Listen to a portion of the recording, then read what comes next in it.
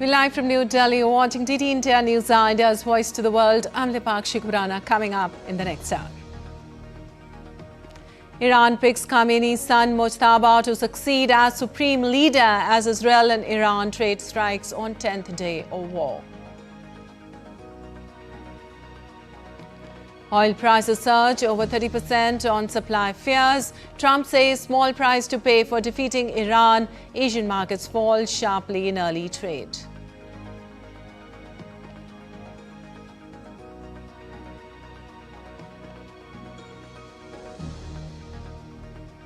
Prime Minister Narendra Modi will address the post-budget webinar 2026-27 on Sabka Saath, Sabka Vikas, fulfilling aspirations of people. Second phase of budget session begins today. External Affairs Minister to make a statement on West Asia.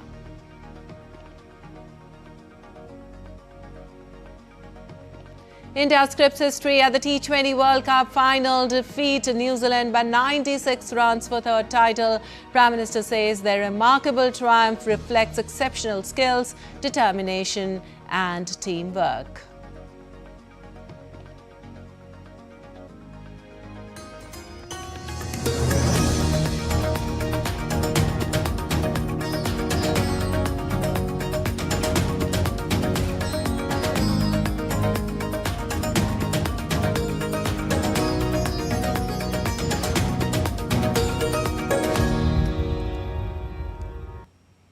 And on to the details now. Mojtaba Khamenei has been appointed as the new supreme leader of Iran 9 days after his father Ayatollah Ali Khamenei was killed in US-Israeli strikes amid the escalating West Asia war. Now, the decision was announced by the 88-member Assembly of Experts, which said it acted swiftly despite what it called aggression by the United States and Israel. The 56-year-old new supreme leader is widely seen as a hardliner close to the Islamic Revolutionary Guard Corps and is expected to continue his father's policies amid intensifying regional conflict. Meanwhile, US President Donald Trump had previously warned that any successor without American approval will not last long. Israel had also previously said that any new successor to the Ayatollah would be targeted. Well, Mojtaba Khamenei, the son of late Iranian Supreme Leader Ali Khamenei, has been appointed to succeed his father as the new head of the Islamic Republic. Now, let's try to find out more about him. Born on September 8, 1969 in the holy city of Mashhad in eastern Iran, Mojtaba Khamenei is one of the 6 children of the late Supreme Leader. He's only the child of the former Supreme Leader to hold a public position despite having no official post. He's regarded as close to conservatives, notably because of his ties with the Revolutionary Guards, the ideological arm of the Islamic Republic's military. Also, the US Treasury Department imposed sanctions on Mojtaba Khamenei in 2019 during President Donald Trump's first term. Opponents have notably accused him of playing a role in the violent crackdown that followed the re-election of ultra-conservative President Mahmoud Ahmadinejad in 2009, which triggered a vast protest movement. On the religious front, Mojtaba Khamenei studied theology in the holy city of Qom, south of Tehran, where he also taught. He attained the rank of Hajat al-Islam, a title given to mid-ranking clerics below that of Ayatollah held by his father and by revolutionary leader Ruhollah Khomeini. The Assembly of Experts has 88 members who are elected every 8 years. Well, US President Donald Trump on Sunday downplayed the war-driven surge in global oil prices, calling it a temporary inconvenience amid the ongoing US-led military campaign against Iran.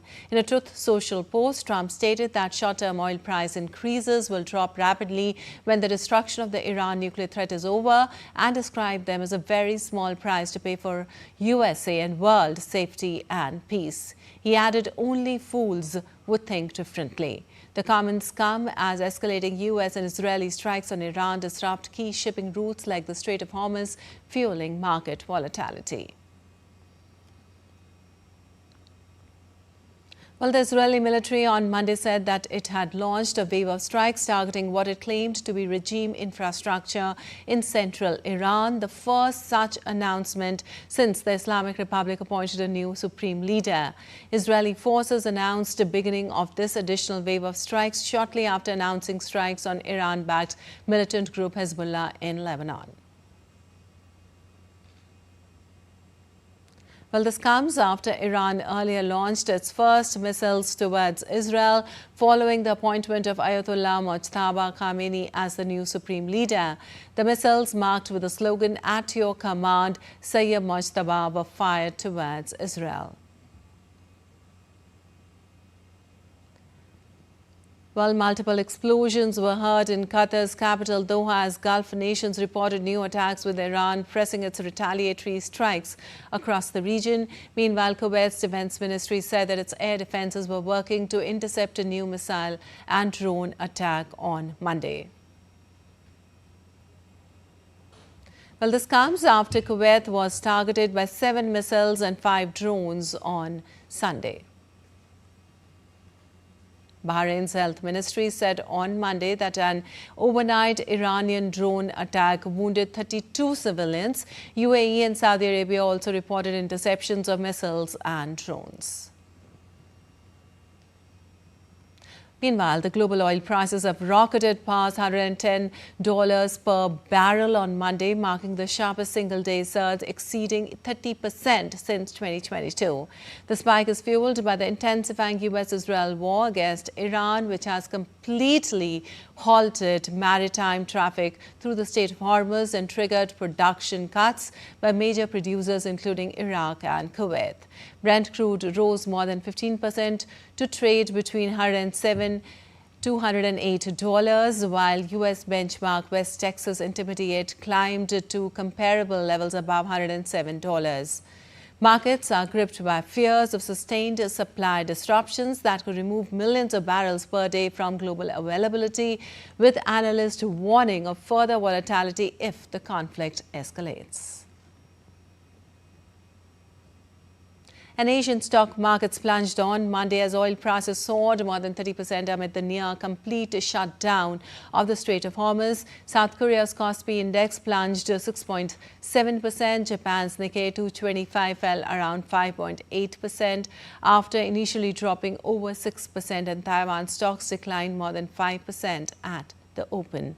The sharp sell-off highlights Asia's heavy reliance on West Asian crude. Japan imports about 95% from the region, much via the disrupted Hormuz Strait, while South Korea ranks as the world's 4th largest crude importer.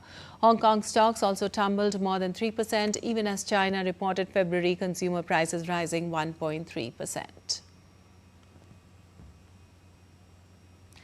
India's benchmark stock indices Sensex and Nifty plunged nearly 3% in early Monday trade, hit by crude oil prices soaring past $110 per barrel and a bearish global equity trend.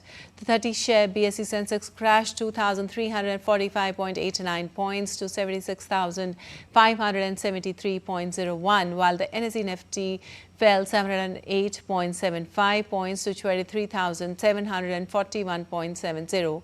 All Sensex constituents traded lower, with Interglobe Aviation down nearly 8%. Experts have warned that prolonged high oil prices will severely impact major importers.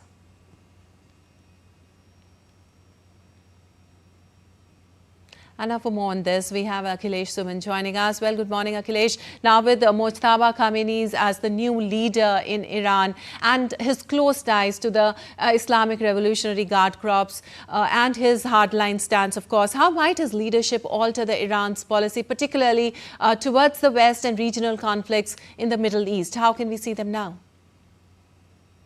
Actually, it's a big challenge for President Donald Trump.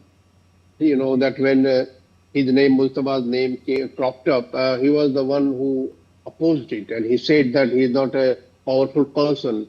He also said that any leader after Khamenei should be, decided by his consent and by taking his consent. So I think in that way, the election of Mr. Khamenei as Ayatollah of Iran I think it's a huge challenge for President Donald Trump. And now, as he was earlier expecting that there will be rebellion in Iran and there will be rebellion in Iranian whole clergy system, because some people were telling that, the Khamenei who had opposed Shah's dynasty, and how his whole clergy system will, appoint his son. So it will be again repetition of the whole dynastic system in Iran.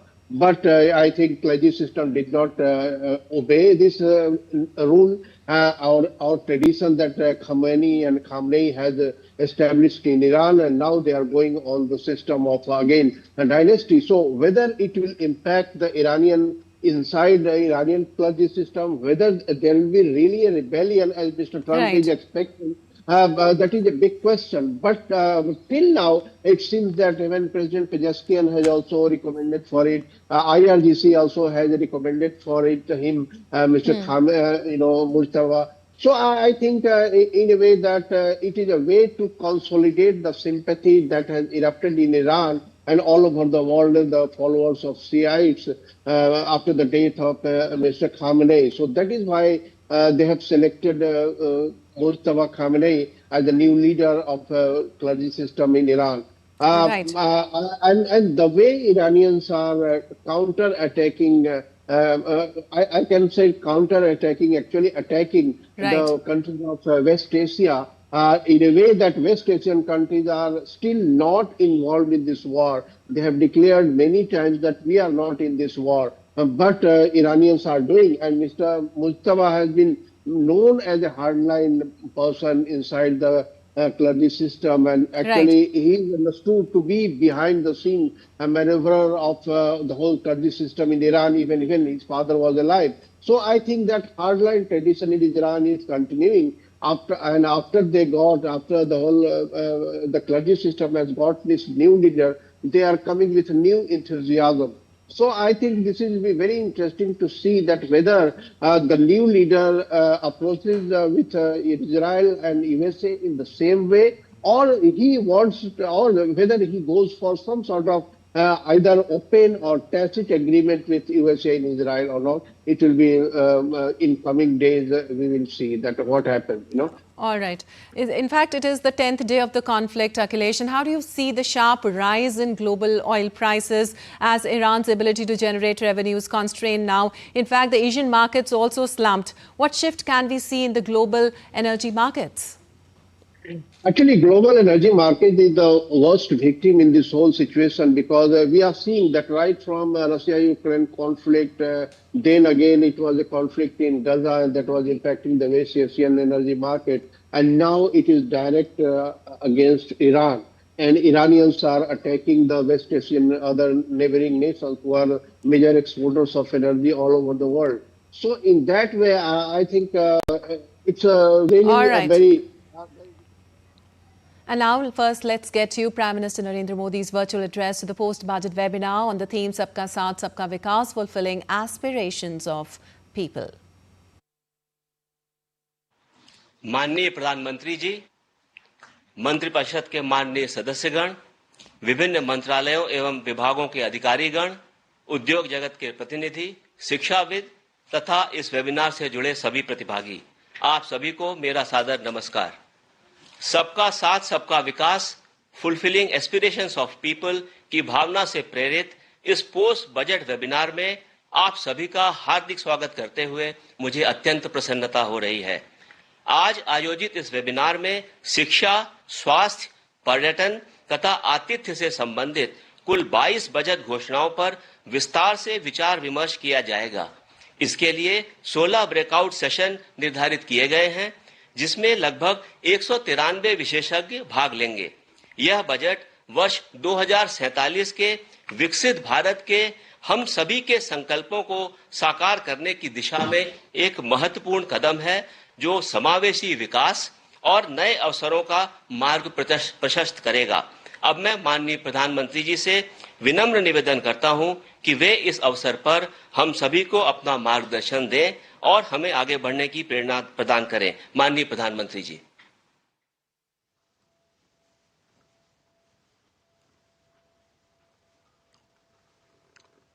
साथियों, budget के बाद webinar की इस series में आज ये चौथा और अहम वेबिनार है। फुलफिलिंग एस्पिरेशंस ऑफ पीपल, यानी जन आकांक्षाओं की पूर्ति, ये केवल एक चर्चा का विषय नहीं है, ये इस बजट का मूल ध्येय है और इस सरकार का संकल्प भी है। इन जन आकांक्षाओं की पूर्ति का बहुत बड़ा माध्यम education, skill, health, tourism, sports, culture, ऐसे मूलभूत सेक्टर्स हैं। इसलिए इस वेबिनार में हम इन महत्वपूर्ण आयामों पर चर्चा कर रहे हैं। बजट घोषणाओं के इंप्लीमेंटेशन के लिए इन विषयों से जुड़े सभी एक्सपर्ट्स, पॉलिसी मेकर्स और स्कॉलर्स, एंटरप्रेन्योर्स और मेरे युवा साथी, आप सभी के विचार और सुझाव बहुत अहम है। मैं आप सभी का इस चौथे बजट वेबिनार के इस सत्र में स्वागत करता हूं, अभिनंदन करता हूं। साथियों, भारत आज प्रिवेंटिव और होलिस्टिक हेल्थ के लिए एक विशाल विजन पर काम कर रहा है। पिछले कुछ वर्षों में देश का हेल्थ इंफ्रास्ट्रक्चर मजबूत हुआ है। सैकड़ों जिलों में नए नए मेडिकल कॉलेज खुल गए हैं। आयुष्मान भारत योजना, आरोग्य मंदिरों के माध्यम से स्वास्थ्य सेवाओं की पहुंच गांव-गांव तक बढ़ाई गई है। हमारे योग और आयुर्वेद पूरी दुनिया में पॉपुलर हो रहे हैं। आप सभी इसके विभिन्न पहलुओं पर संवाद अवश्य करेंगे, लेकिन एक अहम विषय जिसका मैं जिक्र करना चाहूंगा वो है केयर इकोनॉमी। आने वाले दशक में देश में सीनियर सिटीजन्स की संख्या तेजी से बढ़ेगी। इसके अलावा आज वर्तमान में दुनिया के कई देशों में केयर गिवर्स की भारी मांग है।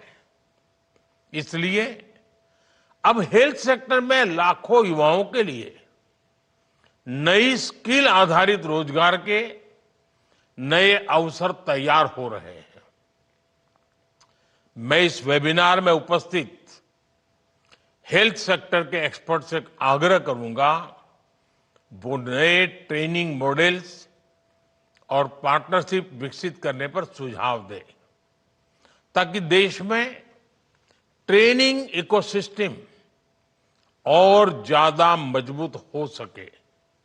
साथियों, इसी से जुड़ा दूसरा विषय टेलीमेडिसिन का है। आज बड़ी संख्या में दूर दराज के क्षेत्र के लोग भी इसका लाभ उठा रहे हैं और विश्वास बढ़ता चला जा रहा है। लेकिन मैं समझता हूं इसमें अब भी जागरूकता और सहजता बढ़ाए जाने की बहुत जरूरत है। साथियों, पिछले एक दशक में देश के माइंडसेट में एक बड़ा परिवर्तन आया है। आज गांव, कस्बा, शहर की सीमाओं से परे भारत का हर युवा कुछ नया करना चाहता है। उसमें कुछ कर गुजरने का जज्बा है। नई पीढ़ी का ये नया माइंडसेट देश की सबसे बड़ी ताकत है, उज्जवल भविष्य की सबसे बड़ी पूंजी है।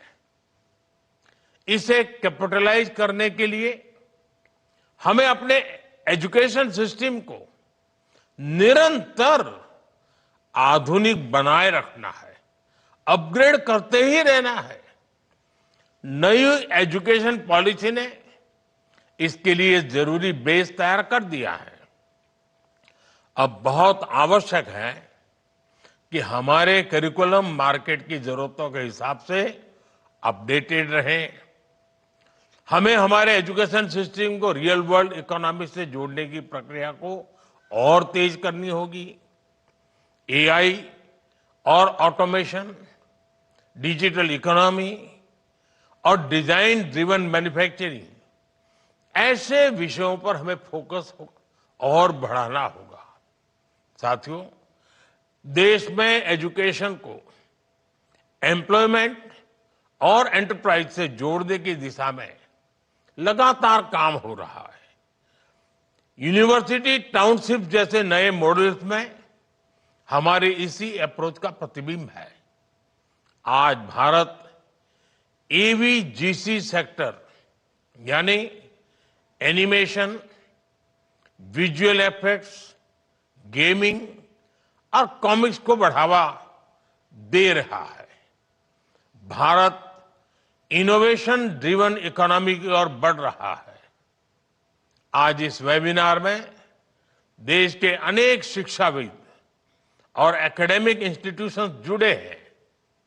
मैं आपसे आग्रह करूंगा कि इस वेबिनार में अपने कैंपस को इंडस्ट्री कोलैबोरेशन और रिसर्च ड्रिवन लर्निंग, उसको केंद्र के रूप में विकसित करने की दिशा में जरूर मंथन हो। इससे स्टूडेंट्स को रियल वर्ल्ड एक्सपोजर मिलेगा और स्किल इकोसिस्टम और मजबूत होगा। साथियों, एक बहुत अहम विषय है स्टेम यानी साइंस, टेक्नोलॉजी, इंजीनियरिंग और मैथमेटिक्स। इस क्षेत्र में ये बहुत गर्व का विषय है कि हमारे देश में स्टेम के विषयों पर रुचि रखने में बेटियों की संख्या लगातार बढ़ रही है। आज जब हम फ्यूचरिस्टिक टेक्नोलॉजीज के लिए तैयार हो रहे हैं तो बहुत जरूरी है कि कोई भी बेटी अवसरों के अभाव में रुक न जाए। वेबिनार में आप इस दिशा में जरूर चर्चा करें। हमें महिलाओं के पार्टिसिपेशन को बढ़ाने पर और जोर देना होगा। हमें ऐसा रिसर्च इकोसिस्टम तैयार करना होगा जहां यंग रिसर्चर्स को एक्सपेरिमेंट करने और नए आइडियाज पर काम करने का पूरा अवसर मिले। साथियों, युवा शक्ति तभी राष्ट्रीय शक्ति बनती है जब वह स्वस्थ भी हो, अनुशासित भी हो और आत्मविश्वास से भरी हो। इसलिए पिछले कुछ वर्षों में खेलों को राष्ट्रीय विकास की एक महत्वपूर्ण धारा के रूप में देखा गया है। खेलो इंडिया जैसी पहलों ने देश में स्पोर्ट्स इकोसिस्टम को नई ऊर्जा दी है। देश भर में स्पोर्ट्स इंफ्रास्ट्रक्चर को मजबूत किया जा रहा है। इस वेबिनार में आप सभी कुछ सवालों पर जरूर मंथन करें, जैसे छोटी छोटी जगहों से भी प्रतिभाओं की पहचान को और सटीक कैसे किया जाए, हजारों खिलाड़ियों को स्ट्रक्चर्ड फाइनेंशियल सपोर्ट में सुधार कैसे हो, और तीसरी अहम बात, हमारी स्पोर्ट्स बॉडीज को और ज्यादा प्रोफेशनल कैसे बनाया जाए। अगले कुछ वर्षों में देश में कॉमनवेल्थ गेम्स होने जा रहे हैं, देश ओलंपिक आयोजन के प्रयास में जुटा है। ऐसे में हमें आज कम आयु के खिलाड़ियों को पहचान कर उन्हें तराशना होगा, तभी अंतर्राष्ट्रीय प्रतियोगिताओं में भारत का परचम लहरा पाएगा। साथियों, टूरिज्म और कल्चर रोजगार के नए अवसर बढ़ाने में बड़ी भूमिका निभाते हैं। जब किसी स्थान पर टूरिज्म बढ़ता है तो उस स्थान या उस शहर की ब्रांडिंग भी बढ़ जाती है। इससे उस शहर का ओवरऑल डेवलपमेंट भी बहुत तेज हो जाता है। भारत में ऐसे ऐतिहासिक स्थलों की कोई कमी नहीं है, लेकिन लंबे समय तक टूरिज्म कुछ चुनिंदा स्थानों तक ही सीमित रह गया। अब हमें देश के कोने कोने में टूरिस्ट डेस्टिनेशन को नए सिरे से डेवलप करने पर फोकस कर रहे हैं। साथियों, आप सभी इस वेबिनार में भारत के टूरिज्म इकोसिस्टम को मजबूत करने के लिए होलिस्टिक अप्रोच पर जरूर चर्चा करें। Trained guides, hospitality skills, digital connectivity, community participation, स्वच्छता, टूरिज्म और इनसे जुड़े विषयों पर आपके सुझाव बहुत अहम होंगे। साथियों, जब इंस्टीट्यूशंस, इंडस्ट्री, एकेडेमिया मिलकर काम करते हैं तो परिवर्तन की गति तेज हो जाती है। बजट के बाद वेबिनार की जो ये सीरीज हुई है, मुझे विश्वास है उससे आने वाले समय के लिए ठोस दिशा मिलेगी। ऐसे ही प्रयासों से विकसित भारत की नींव और मजबूत होगी। और साथियों, ये बड़ा सुखद अनुभव है कि वेबिनार की परंपरा के कारण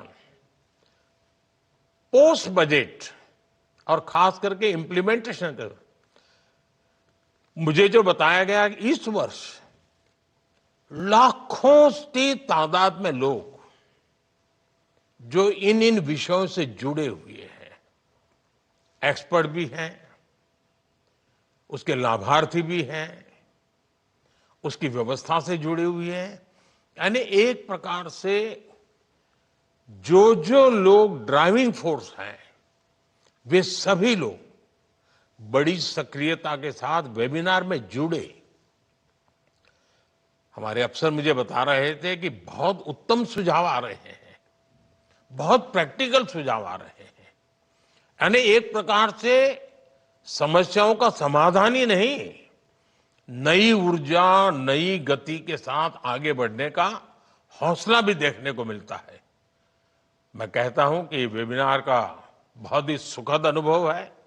इसमें हिस्सा लेने वाले सभी वेबिनार में जिन लोगों ने हिस्सा लिया है, सब अभिनंदन के अधिकारी हैं, धन्यवाद के पात्र हैं। एक बार फिर आप सभी को बहुत बहुत शुभकामनाएं, बहुत बहुत धन्यवाद। नमस्कार।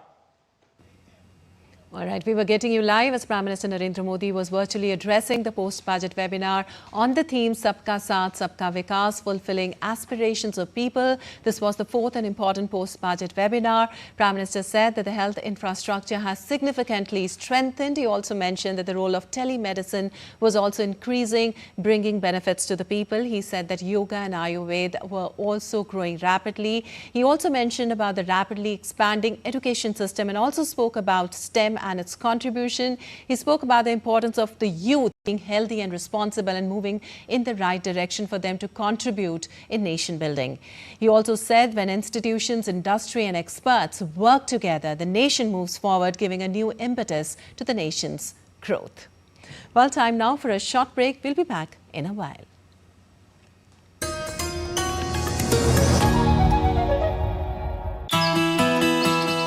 There is something in Jharkhand for everyone. Welcome to a feast of experiences for your body and soul. I've carried a memory of this place in me from my childhood. From old world charms to new age excitement. From spectacular natural wonders to warm, friendly people. Thank you. Tune into nature with dense forests and wildlife. कान मिला रहे ना, ये normal है. जैसे ये कान खड़े कर लेंगे, एग्रेसिव हो जाएंगे, पूंछ सीधा कर लेंगे तो.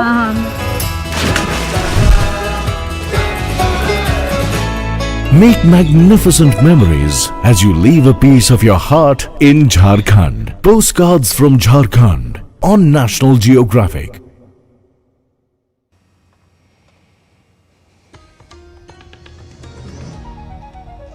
Welcome back. You're watching TT India News. I'm Lipak Chikuran, and time now for a quick recap of the headlines.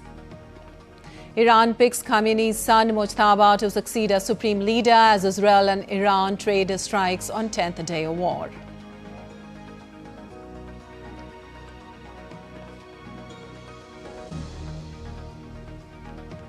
Oil prices surge over 30% on supply fears. Trump says small price to pay for defeating Iran. Asian markets fall sharply in early trade.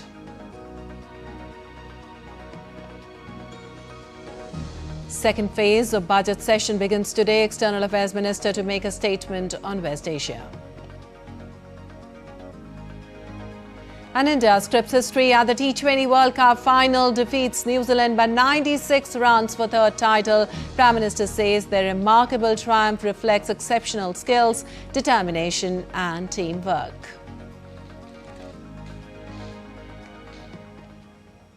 Well, moving on, the U.S. military said it carried out a strike on an alleged drug smuggling vessel in the Eastern Pacific Ocean, killing 6 men as part of the Trump administration's campaign against alleged traffickers. This operation is the latest in similar incidents in recent months. In a post on the social media platform X, the United States Southern Command said no U.S. personnel were injured during the operation.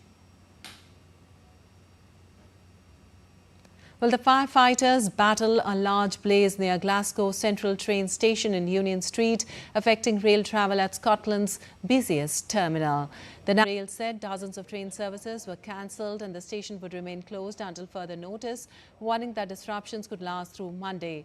Scotland's First Minister John Swinney said he's deeply concerned about the fire near Glasgow Central Station. He also urged people to follow travel guidance.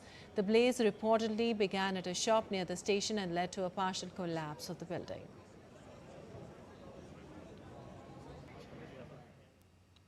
Well, according to projections, Germany's Green Party is appearing set to narrowly defeat Chancellor Friedrich Merz's Conservatives in a regional election in Baden-Württemberg. The Greens, led by Cem Özdemir, were projected to win about 30.3% of the vote, just ahead of the Christian Democratic Union Party. If confirmed, Özdemir could become Germany's first state premier of Turkish heritage following coalition talks. The result is seen as a setback for Merz ahead of a series of regional votes later this year. Meanwhile, the far-right Alternative for Germany party seemed on track for a record result in a Western German state with roughly 18.7%. Well, the polls have been closed in Colombia after Colombians cast their votes on Sunday in a pivotal election, choosing 3 of the presidential candidates who will compete in the upcoming May elections. With over 3,000 candidates vying for 102 Senate and 182 House seats, analysts are forecasting a divided Congress. This could pose significant challenges for the next president in pushing their agenda forward. To ensure security, 246,000 military and police personnel were placed on high alert to prevent disruptions from illegal armed groups. And thousands of women marched through central Santiago, filling the capital's main avenue, calling for the defense of women's rights. Demonstrators called for protection for women's rights, housing, healthcare, decent work, and an end to gender-based violence. Fernanda Cavada, spokesperson for Feminist Coordination 8M, said the march aimed to defend hard-won rights and warned of what she described as the rise of fascism and the global far right following the election victory of conservative politician Jose Antonio Cast. Some participants also voiced concern that incoming government, due to take office on 11th of March, could threaten rights gained through years of mobilization.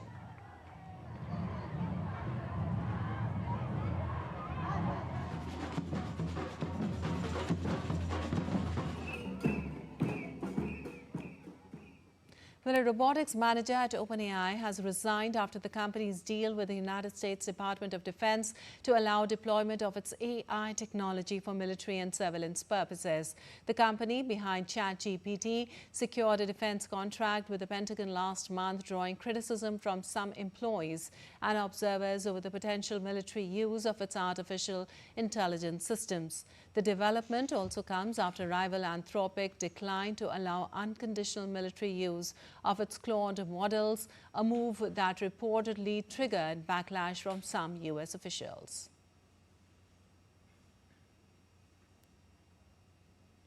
And in Ukraine's Odesa, residents gathered by the Black Sea as the Sunrise Piano concert season reopened with the dawn performance. Ukrainian pianist and composer Igor Yanchuk resumed his weekly sunrise concerts after a 4-month winter break.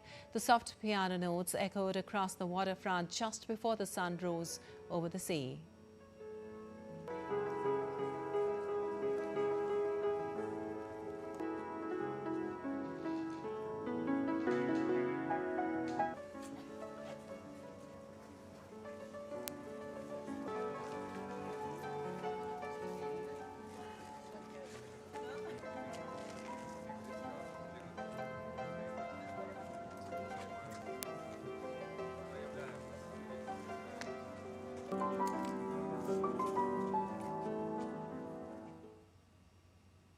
Насправді дуже важливо приділяти.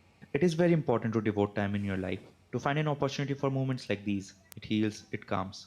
Actually, despite all the alarms of the previous night, or rather, the night before last, this is truly like a panacea for the soul. Точніше, поза. Well, the second phase of India's budget session 2026-27 will begin today and will continue till 2nd of April. The lower house, the Lok Sabha, is expected to take up a resolution seeking removal of Speaker Om Birla.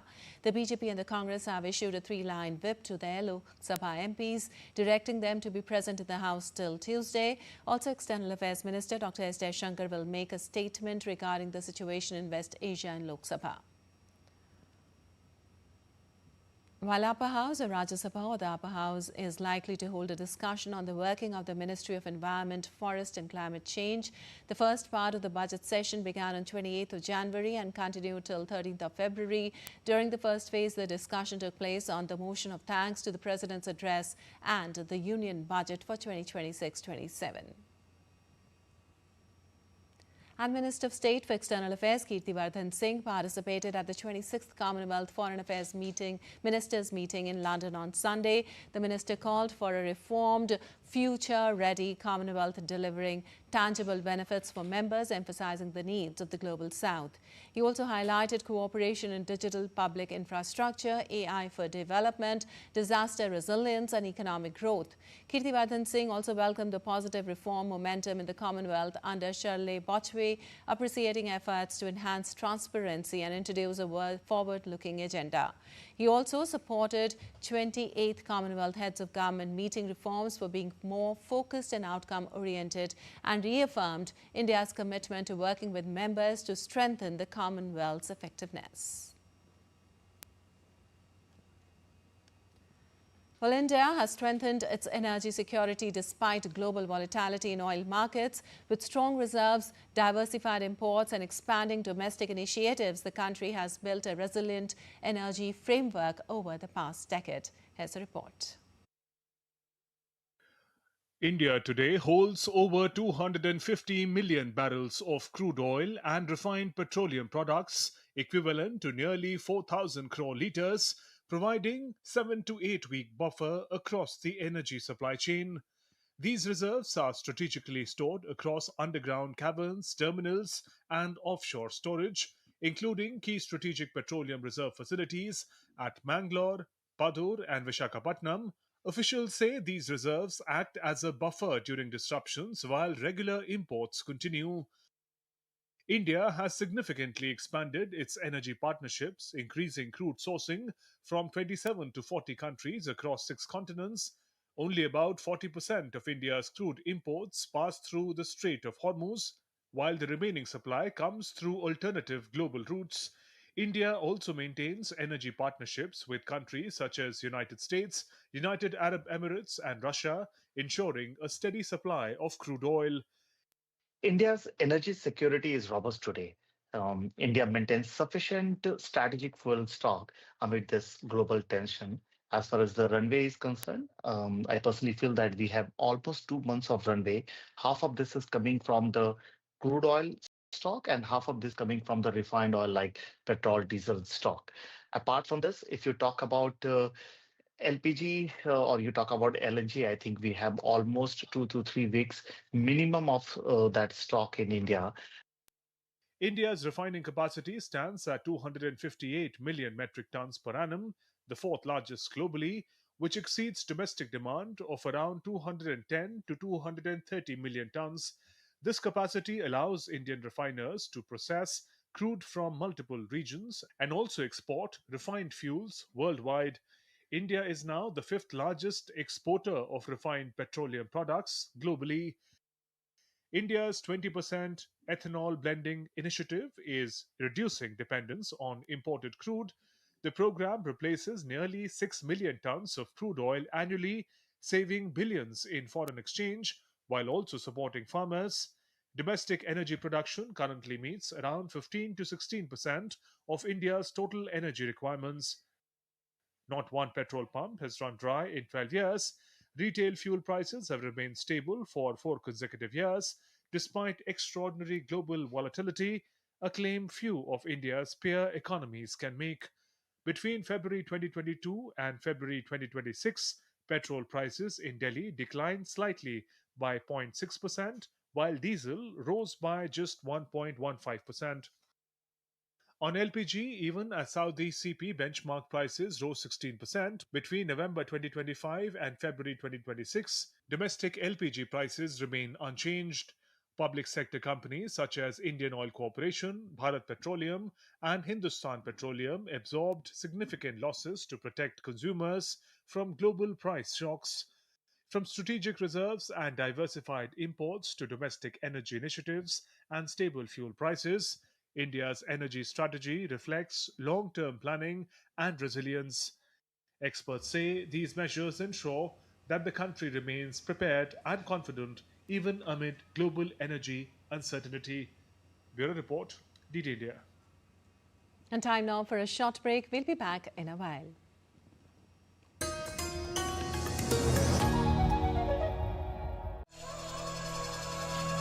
Open your mind to a whole new world. Explore mystic wonders of nature in the forests. तो मुझे देख के आपको लग रहा है कि मुझे इजी वाला देना चाहिए.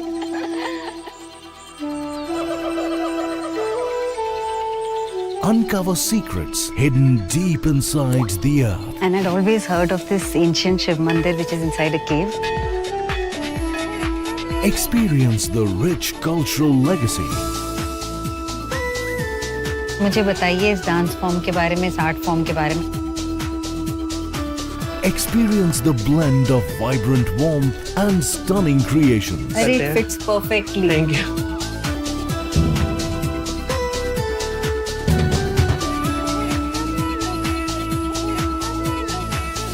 Jharkhand. Let it become a part of you. Postcards from Jharkhand on National Geographic.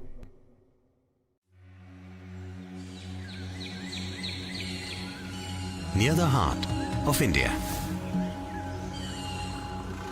a land filled with surprises. In your lush forests,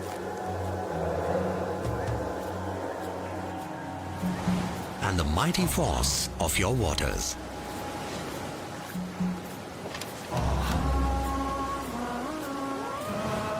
You hold the deepest secrets that take us back in time. When it said that the gods walked this land. This is where you carve a sense of oneness.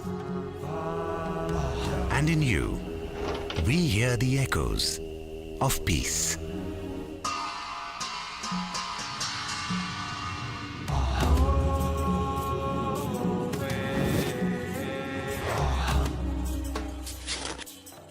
This is where we feel the warmth of your faces.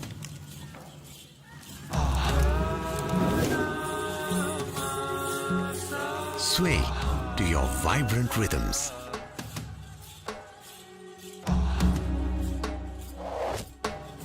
See hands that mold life.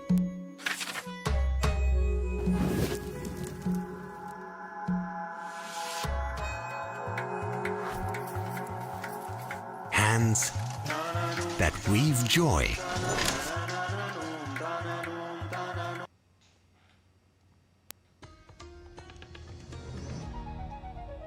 Welcome back. You're watching DD India News. I'm Lipakshi Khurana, and on to some sports news now.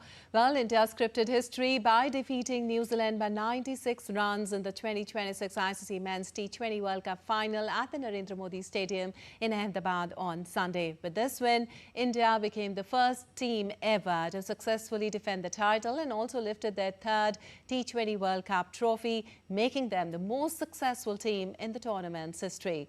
Also, India became the first side in the history of the ICC Men's T20 World Cup to win the tournament while hosting it or playing on home soil.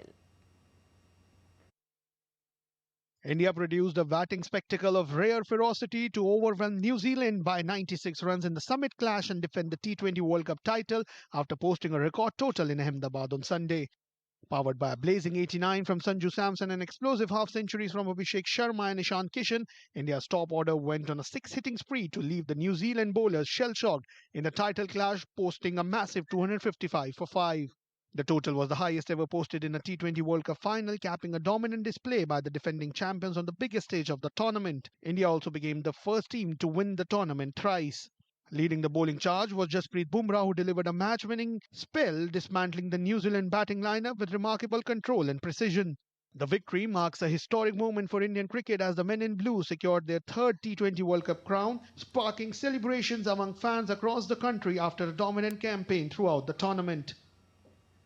Well, India won the T20 World Cup at the Narendra Modi Stadium, triggering celebrations among fans across the city. Supporters gathered outside the stadium and cheering for the team after the victory. Our correspondent Suchitra brings us the reactions of fans from Ahmedabad. Team India has created history. They have become the first team to defend their T20 World title and also the first team to win the T20 World Cup on home soil. And we have some fans with us who have come from different places to cheer Team India. How do you look at the experience? There were many odds against Team India, but they have broken many records and created history. Everyone was saying that this stadium is cursed. Today that curse is broken. We have won at Narendra Modi Stadium and really happy for the team performance and the amount of excitement we had before the finals and the crowd and how the way Team India performed. Everything was excellent, exceptional. It was marvelous. This is the largest cricket stadium in the world and everyone wanted to see India becoming a world champion here. Finally, India has become the world champion. How was the experience of watching the match with such a large crowd and seeing India lifting the trophy? I came to witness India win the World T20 for the third time and on the home soil. No team has ever done this before. India is the first team to done this and India is the first team to win it for 3 times. And I'm very, very happy and I'm over the moon. How was your experience of watching the match and how was the atmosphere in the stadium? It was crazy, means being the champions for 3 times, it was crazy. Really enjoyed it. It was a great experience just because of crowd also, because crowd was supporting India for every moment. If there was a 6 was hitting on Arshdeep ball, but the crowd cheered him to promote him, that we will win, and every player seems confident today that we will, and we are so happy. So it was very great experience for the Indian team for winning the World Cup for the third time. So the fans came from different corners of India, different corners of the world to cheer Team India, and Team India has created history. They have become the first team to defend their World T20 title, and they have become the first team to win T20 World Cup on their home soil. With camera person SP Dubey, this is Suchitra reporting for DD India in Ahmedabad.